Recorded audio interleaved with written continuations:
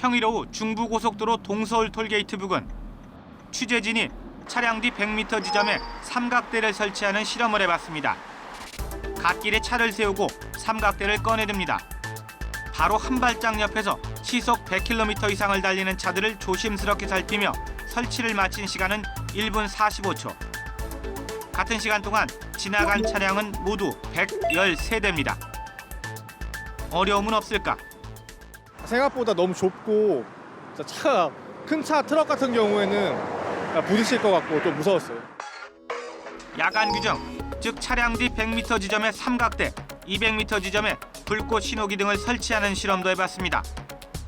취재진이 고속도로 불꽃 신호기를 실제 사용하기는 이번이 처음입니다. 사고 위험이 높아 실험은 고속도로 본선 바로 옆 진입로를 선택했습니다. 우선 차에서 내려 삼각대와 불꽃 신호기를 찾아 들고 보통 걸음으로 차 뒤쪽으로 걸어갑니다. 100m 지점에 삼각대를 설치하고 200m 지점에서 불꽃 신호기 설치를 시도합니다. 어두운 조명 아래 포장지에 적힌 사용 방법을 읽어보고 점화에 나섰습니다. 라이터가 따로 필요하진 않지만 사용하기에 어려워 불을 붙이기가 쉽진 않아 보입니다. 몸통에 붙은 철사를 구부려 도로에 세우는 작업도 만만치 않습니다. 설치 완료까지 걸린 시간은 4분 20초. 실제 상황이라면 이 시간 동안 설치하는 차로나 바로 인근 차로에 다른 차들이 무서운 속도로 지나갈 개연성이 높습니다. 겁났습니다. 너무 만약에 실제 더 어두운 데였으면 진짜 겁나서 아예 설치를 못했을 것 같아요.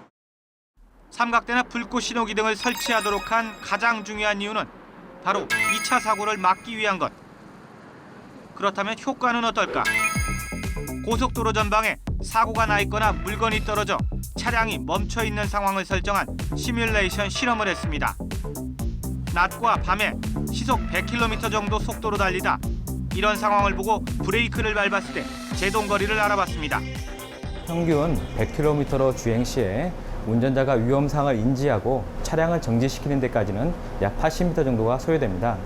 다만 야간 운전 상황에서는 인지 반응 시간이 지연되므로 약 30m 정도가 더 증가되고요.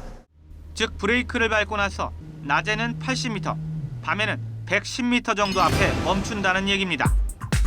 낮에는 100m 뒤에 삼각대를, 밤에는 200m 뒤에 불꽃 신호기 등을 설치했을 경우 뒤차 운전자가 이를 제대로 보고 브레이크를 밟는다면 이론적으로는 어느 정도 사고 예방이 가능하다는 의미로 해석할 수 있습니다. 하지만 반드시 100m 또는 200m 뒤에 설치해야만 2차 사고를 막을 수 있는가라는 부분에서는 이견이 적지 않습니다.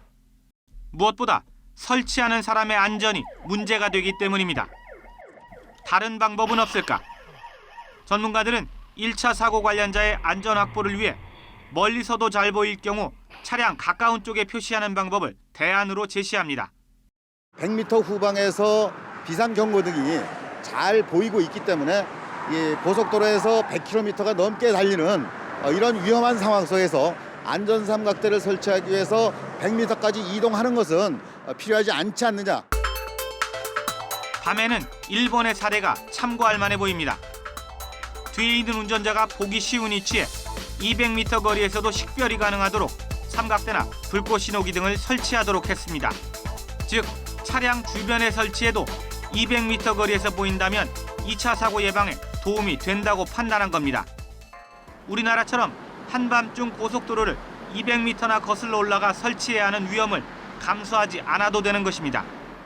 고속도로 특성상 보행자들이 통행할 수 없는 곳인데 안전장치 없이 너무 먼 거리에 또 고장 표시를 해야 된다는 게 상당히 위험할 수 있습니다. 특히 밤의 경우에는 잘 보이지 않는데도 불구하고 직접 걸어서 그 고장 표시를 해야 된다는 거는 현실적으로는 좀 위험 요소들이 많지 않나라는 생각이 듭니다.